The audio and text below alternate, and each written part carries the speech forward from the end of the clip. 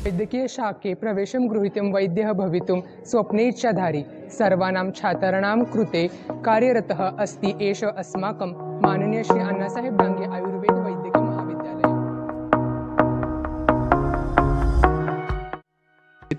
वैद्यः भवितुं स्वप्न इच्छा आदि सर्वेणां छात्राणां कृते कार्यरतः अस्ति एषः अस्माकं मान्य श्री अण्णासाहेब डांगे आयुर्वेदिक वैद्यक महाविद्यालय।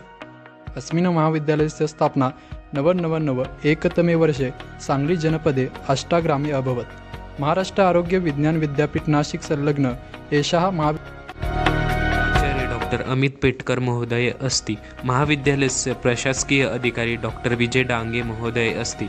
अत्र कार्यकारी संचालक डॉक्टर ARV मूर्ति महोदय अस्ति तथा कार्यालय अस्ति। अत्र वित्तीय विभाग अस्ति।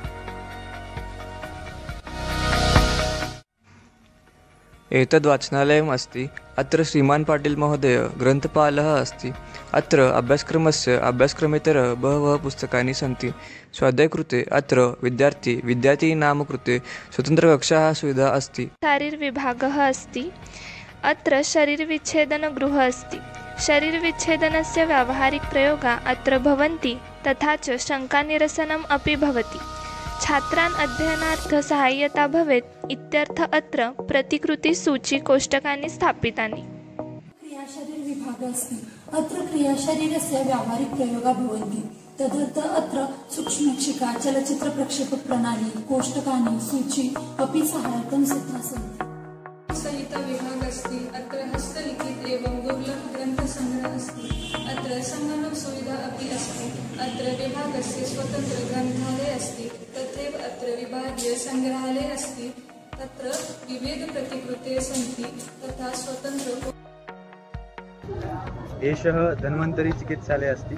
अत्र उच्चशिक्षण गृहीता वैद्याः औषधचिकित्सकाः परिचारकवर्गः तथा रुग्णसेवाकं चिकित्सालय काय चिकित्सा, बालरोग चिकित्सा, स्त्रीरोग चिकित्सा, नेत्ररोग चिकित्सा, कर्णशिरोनासा चिकित्सा तथा अन्याः चिकित्सा अपि प्रचलन्ति। सुसज्जीभूत एष माननीय श्री अण्णासाहेब डांगे आयुर्वेद वैद्यक महाविद्यालय सर्वेषाम् अतीव रोचते।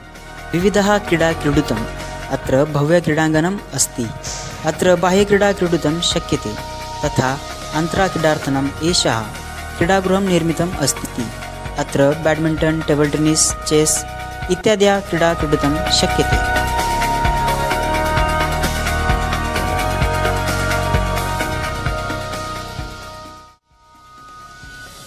अत्र विविध औषधिवृक्षाः सन्ति। चिकित्सायाः कृते एतेषाम् उपयोगः भवति।